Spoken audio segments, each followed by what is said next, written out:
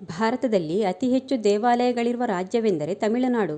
ಆದರೆ ಅತಿ ಹೆಚ್ಚು ಶ್ರೀಮಂತ ದೇವಾಲಯವೆಂದರೆ ಆಂಧ್ರ ಪ್ರದೇಶದ ತಿರುಪತಿಯಲ್ಲಿರುವ ತಿರುಮಲ ವೆಂಕಟೇಶ್ವರ ದೇವಾಲಯ.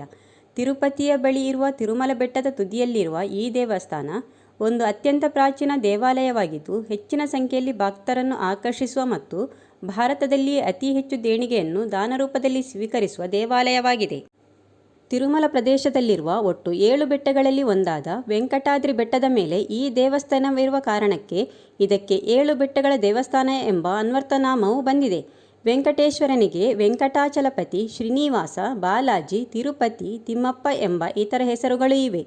ವೆಂಕಟೇಶ್ವರನು ದೇವರ ಒಂದು ಅವತಾರವಾಗಿದ್ದು, ಈತನಲ್ಲಿ ಬೇಡಿಕೊಂಡ ಯಾವುದೇ ಹರಕೆ ಫಲಿಸದೇ ಇರುವುದಿಲ್ಲ ಎಂಬ ಕಾರಣಕ್ಕೆ ನಿತ್ಯವೂ ಲಕ್ಷಾಂತರ ಭಕ್ತರು ತಿರುಪತಿಗೆ ಆಗಮಿಸಿ ತಮ್ಮ ಶಕ್ತಿಗೆ ಅನುಸಾರ ಯಾವುದಾದರೊಂದು ಕಾಣಿಕೆಯನ್ನು ನೀಡುತ್ತಾರೆ. ಈ ಕಾಣಿಕೆಗಳ ವೈವಿಧ್ಯವು ಅಚ್ಚರಿ ಮೂಡಿಸುವಂತಿದೆ. ಬನ್ನಿ, ತಿರುಪತಿ ದೇವಾಲಯದ ಕುರಿತು ನಮಗೆ ತಿಳಿಯದೇ ಇರುವ ಅನೇಕ ವಿಚಾರಗಳು ಇನ್ನೂ ಇವೆ. ಅವು ಯಾವುದು ಎಂಬುದನ್ನು ನೋಡೋಣ.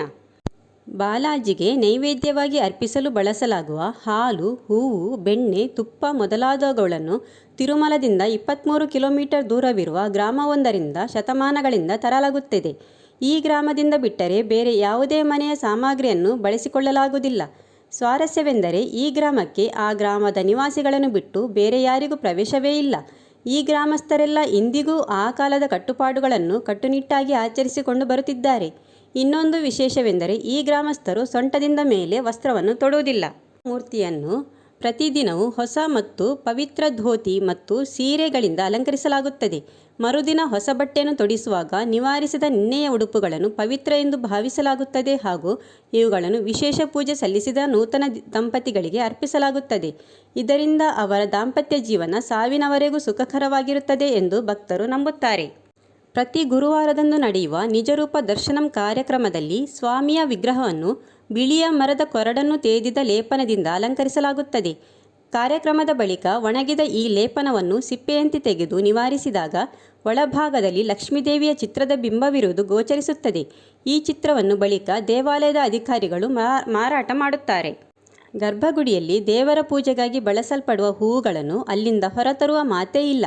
ಏಕೆಂದರೆ ಗರ್ಭಗುಡಿಯ ಹಿಂಭಾಗದಲ್ಲಿ ಚಿಕ್ಕ ಜಲಪಾತ ಹೊಂದಿದ್ದು, ಗರ್ಭಗುಡಿಯಿಂದ ನೀರು ನೇರವಾಗಿ ಕೆಳಗೆ ಧಾವಿಸುತ್ತದೆ. ಈ ನೀರಿನ ಮೂಲಕವೇ ಎಲ್ಲ ಹೂವುಗಳನ್ನು ವಿಸರ್ಜಿಸಲಾಗುತ್ತದೆ. ಆತ್ಮ ಶರೀರವನ್ನು ತೊರೆದ ಬಳಿಕ ಹಿಂದೆ ನೋಡುವ ಪ್ರಮೇಯ ಬರುವುದಿಲ್ಲವಂತೆ. ಇದೇ ರೀತಿಯಲ್ಲಿ ಸ್ವಾಮಿಯ ಪೂಜೆಗಾಗಿ ಉಪಯೋಗಿಸಿದ ಹೂವುಗಳನ್ನು ಸ್ವಾಮಿಯ ವಿಗ್ರಹ ಹಿಂಭಾಗದ ನೀರಿನಲ್ಲಿ ವಿಸರ್ಜಿಸಲಾಗುತ್ತದೆ. ಪೂಜೆಯ ವೇಳೆಯಲ್ಲಿ ಪೂಜಾರಿಗಳು ಆ ದಿನವಿಡೀ ದೇವರ ವಿಗ್ರಹದ ಹಿಂಭಾಗವನ್ನು ನೋಡುವುದಿಲ್ಲ. ಇತ್ತ ವಿಸರ್ಜಿಸಲ್ಪಟ್ಟ ಹೂವುಗಳು ಮತ್ತೆ ಪ್ರತ್ಯಕ್ಷವಾಗುವುದು ಇಲ್ಲಿಂದ 20 ಕಿಲೋಮೀಟರ್ ದೂರವಿರುವ ವೇರ್ಪಡು ಎಂಬ ಸ್ಥಳದಲ್ಲಿ. ಈ ಸ್ಥಳ ತಿರುಪತಿಯಿಂದ ಕಾಳಹಸ್ತಿ ಎಂಬಲ್ಲಿಗೆ ಹೋಗುವ ದಾರಿಯಲ್ಲಿದೆ. ಸ್ವಾಮಿಯ ವಿಗ್ರಹದೆದುರು ಉರಿಯುತ್ತಿರುವ ದೀಪ ಸಾವಿರಾರು ವರ್ಷಗಳಿಂದ ಉರಿಯುತ್ತಲೇ ಇದೆ. ಇದು ನಂದಿದ್ದನ್ನು ಯಾರೂ ಕಂಡಿಲ್ಲ. ಅಷ್ಟೇ ಅಲ್ಲ, ಈ ದೀಪವನ್ನು ಯಾವಾಗ ಬೆಳಗಿಸಲಾಯಿತು ಎಂದು ಸ್ಪಷ್ಟವಾಗಿ ಹೇಳಲು ಸಾಧ್ಯವಿಲ್ಲ. ಪಚ್ಚೈ ಕರ್ಪೂರಂ ಎಂಬುದು ಒಂದು ವಿಧದ ಕರ್ಪೂರವಾಗಿದ್ದು, ಥಟ್ಟನೆ ಹೊತ್ತಿ ಉರಿಯುವ ವಸ್ತುವಾಗಿದೆ. ಈ ಕರ್ಪೂರವನ್ನು ಯಾವುದೇ ಕಲ್ಲಿಗೆ ಹಚ್ಚಿದರೆ ಕೆಲವೇ ಹೊತ್ತಿನಲ್ಲಿ ಕಲ್ಲಿನಲ್ಲಿ ಬಿರುಕು ಮೂಡುತ್ತದೆ. ಆದರೆ ಈ ಕರ್ಪೂರವನ್ನು ನಿತ್ಯವೂ ದೇವರ ವಿಗ್ರಹಕ್ಕೆ ಲೇಪನದಂತೆ ಸಾವಿರಾರು ವರ್ಷಗಳಿಂದ ಹಚ್ಚುತ್ತಾ ಬಂದಿದ್ದರೂ ಇದುವರೆಗೂ ಯಾವುದೇ ಹಾನಿಯಾಗಿಲ್ಲ.